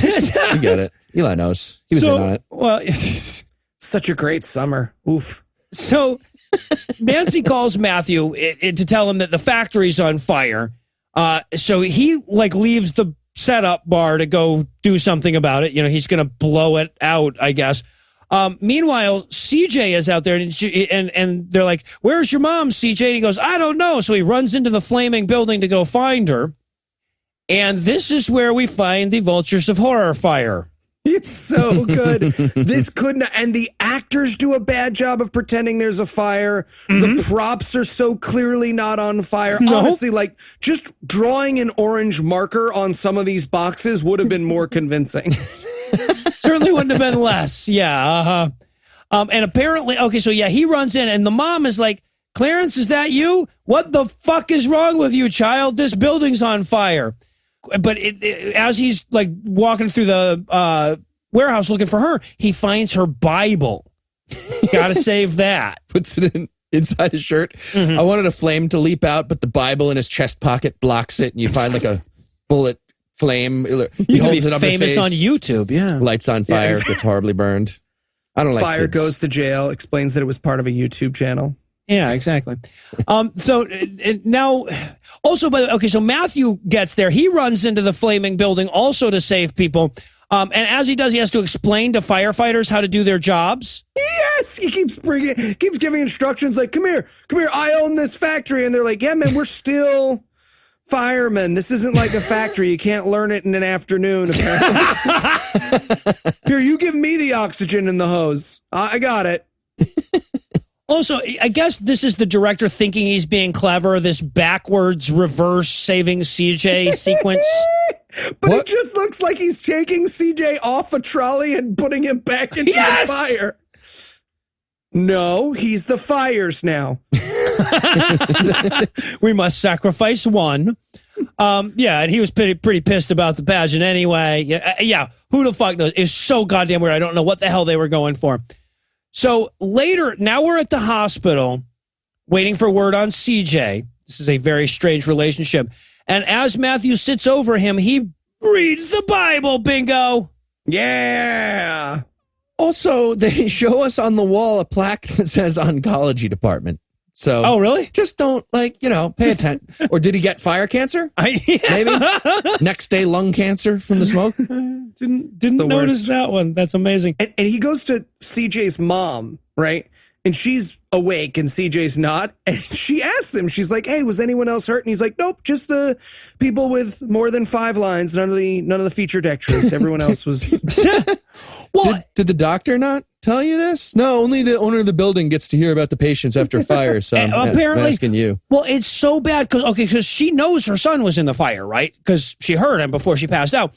So she says, "How's my son?" And he waits 2 goddamn minutes to answer that question. Right? Like he's like trying to find the words, and she's like, "Oh my God, he's dead. Oh my God." And he's like, "Oh no, he's fine. He's fine, yeah. I was trying to think of a way to ask you and ask you out at the same time. I don't, yeah. He's fine, and so are you, dinner. Fine. There you go. So now we get the scene where he has to go back to the burned up factory and for a very long time pluck things out of the ashes and have flashbacks. Oh man, I wanted him to find like a tire iron and just be like, "A cross in perfect condition. Checkmate, atheists." See? This is an evidence orgy. It is literally like the plot in order. He's like, oh, look, my wallet someone stole. And then Clarence's little angel. And the lighter the lawyer used to light this on fire. And a signed confession. And Yes. a picture of my future son. Okay, this is getting weird. So he goes back and he finds all the evidence because, again, the firefighters, they don't know what the fuck they're doing. He needs to do all that shit because he's John Galt, And now he goes back to CJ, who's still unconscious in the hospital, and he has this very awkward "I love you too" conversation with the unconscious 11-year-old he's not related to. Yeah, weird. And of course, he says at that point, he's like, "What I'm trying to say is, I believe," as in like that's the name of the movie, Believe. I'm tired of these motherfucking snakes on this sorry, no, I believe. And then the cops show up to arrest him. Yep. And they come in and they're like, hey, we need to sort of wrap this whole thing up in one last scene. Did you do all the crimes or was it one of us? Let's figure this out. It's like none of this is how anything works. No. Cops don't wait to hear mini court cases in the hallway. Like, oh, hold on. Let him finish before we arrest this guy, which is our job. They're doing a little court, waiting for a judge to slowly lower down from the ceiling. Well, honestly, when the mayor shows up, that's basically how fucking happens. And be the jury because they have no idea how fucking stuff. Yeah. Yeah, right. But okay. So they're accusing him of insurance fraud. They're like, oh, you increased the fire insurance on your factory by $3 million and now it just burns down. And it's like, that's not how insurance fraud investigations work. You just don't arrest the guy because you're like, that was convenient. There's an investigation that goes anyway. But just a cop arresting my dead body on January 17th, 2018. Just nice it was try. murder. So okay, but this is the Columbo moment, right? This is where he lays out all the evidence and proves that it was aggressive baseball dad the entire time. But none of the evidence that he offers up means anything until he brings out the eyewitness. Yeah, right. He does the thing with the Zippo was on the ground. This is a guy who worked in that factory. Yeah, his Zippo would almost. But also, you can't, this is such a unique Zippo that, it couldn't be someone else's. Oh, did the fingerprints survive the fire? Yeah. Also found this piece of flint, and a Native American guy just dives out the window, runs away. And what's so amazing is, one of the pieces of evidence is I believe you have bruises on your arm from when she hit you, and she is standing there. Yeah. Well, and then, he shows the wrong arm first, Right, they weren't going to check his other arm. He's like, see? Yeah. My arm is fine. And then she shows up and she goes, it was the other arm. And they're like, fuck, he does have two of those, that clever bastard. Man, if she wasn't in this little mini hallway court case, we would have got fucked on that arm thing. We would have arrested the wrong guy. I mean, the eyewitness who saw him burning the place down, not so much. But those bruises are fucking there. Yeah. But also he has the accounting form, apparently. And this is where the mayor shows up. Mid-scene, mid-conversation, the mayor shows up, obviously knowing what everyone has set up to this point, because he's now found in case this wasn't convoluted enough, he's found the redevelopment plans that the aggressive baseball dad had written up for when he buys the factory and gets it sold to the Japanese people, who then apparently shut it down so that he can then take and redevelop God damn it, what's going on? I found a mint metallic green Skylark. It's not this is a different thing. Different movie. And also, so at the end of this whole, he lays out all of the crimes that this guy's committed and everything, but he closes on, you tried to steal the Christmas pageant, which this is how that plays out, right? He's like, you've committed arson, assault, conspiracy to commit assault, grand theft, embezzlement, attempted murder, and you tried to profit off the Christmas pageant. That just doesn't even seem like it bears mention at this point. This was on your windshield. It's 2 weeks overdue. Yeah. So they arrest him. The cops do, because, the hallway court scene is over, apparently. I guess.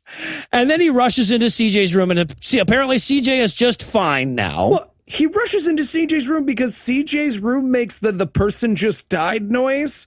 Yeah. It makes the like, ee, but they had actually just disconnected him from his heart monitor. I feel like they need a better system for that. Like, is there a way to take off someone's heart monitor without letting everyone in the hallway think that person died for a second? Seems like you'd go that way if you could. Pulls out a cell phone. Sorry, I'm going to change that ringtone. That is awkward. This keeps happening. Oh God, I am totally changing my ringtone now.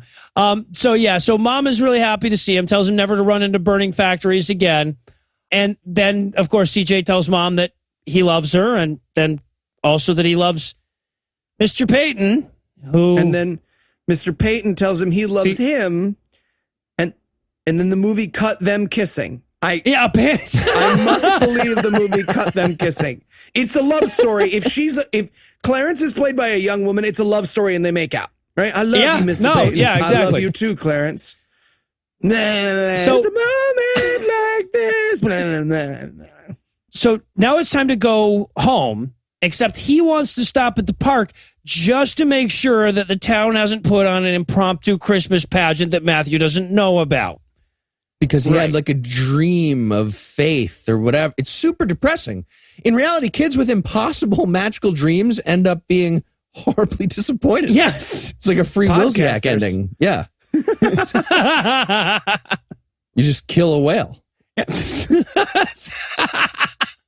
Let's kill a whale in Seattle. They have them. They have extras there. Yeah. Ooh. So CJ rushes it. They see the pageant, and CJ has to run it because obviously they need a Gabriel now. Damn it, now! So the kid with black lung just runs and leaps onto the stage, right into the bum pageant. And then the whole thing will wrap up with someone we've never met telling us the story of Christmas. Yep. And Jesus fucking Christ. And CJ's on a crane as Gabriel. Yeah, with a spare Hollywood quality angel costume he carries around all the time just in case. And it snows. The whole movie, by the way, we haven't talked about this because this is a 2-hour movie that is like getting your fingernails torn out. But the whole movie, he's been like, you think it's going to snow at the end of the movie? You think it's going to snow at the end of the movie? And as he's the angel, it's snow. I wanted the snow to fall in like the perfect shape of the factory. It rebuilds the factory. Just like, oh, I believe. It's a Christmas miracle. So I feel like at the end of this, as we wrap this all up, I know the moral of this story, but I don't know that I can bring myself to express it out loud. Either of you guys care to give it a go? No. I would not. I would. And it's something I've expressed many times on our show before, which is that the poor are gross. And if you just buckle down, it's not about bootstrapping. It's about being less gross. Just $1 or $5 on patreon.com/godawful. Because I don't want to be like them. I don't. That would be so terrible. Yeah, that should like really bring those dollars. Make the difference. It'll be flowing in. Yeah, exactly. Don't make Eli shop at Zales. About being a responsible kid who has good parents. You need to pay attention to who your parents are. Exactly. Choose well. It's your own choice. You shouldn't have chosen to be black. Well, if we learned anything from this movie, it's that the poor people deserve it genre is severely underserved. I feel like we should get involved here. Eli seems basically tailor-made for this. So I'm going to wrap up tonight by asking for your ideas for a good poverty is your own damn fault movie about the plight of the wealthy. How about Enemy of the Estate Tax? Enemy of the Estate Tax? Nice. Das Bootstrap? Oh, that's good. Ooh. How about Flint? The story of an electric company that always delivered.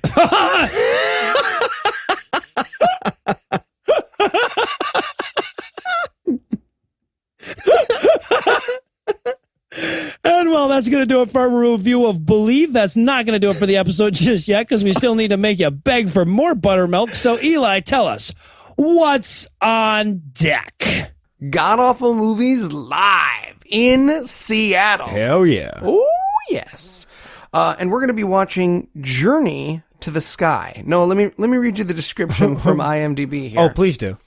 This is a powerful drama of Sadhu Sundar Singh, missionary to India, being raised a Sikh and miraculously meeting Jesus, then facing death by his own family. This man lived a life that can influence anyone.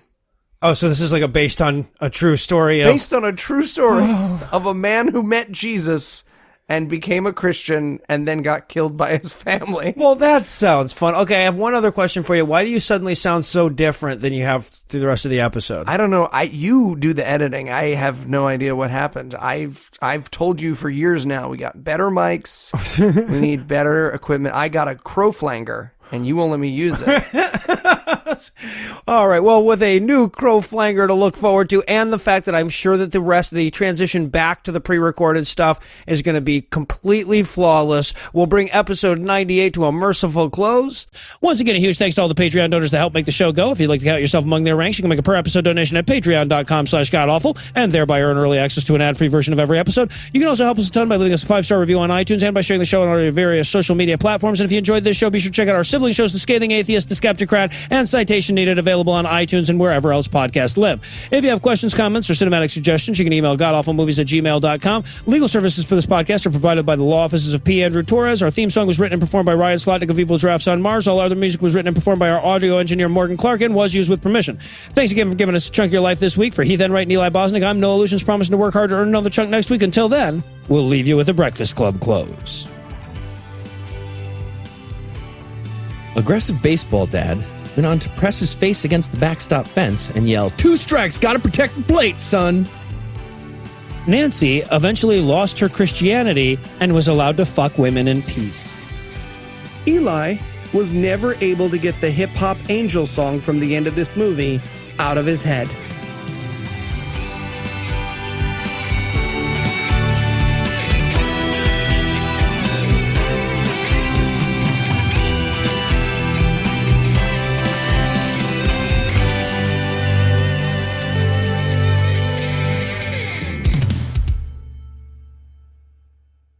Rock, paper, scissors, black guy, Arab. Muslim, Heath, Muslim. Heath Muslim, that's it. The preceding podcast was a production of Puzzle and a Thunderstorm, LLC, copyright 2017, all rights reserved. Have you ever been one of those unhappy customers that walked away thinking, if I ran that business, I know what I'd do?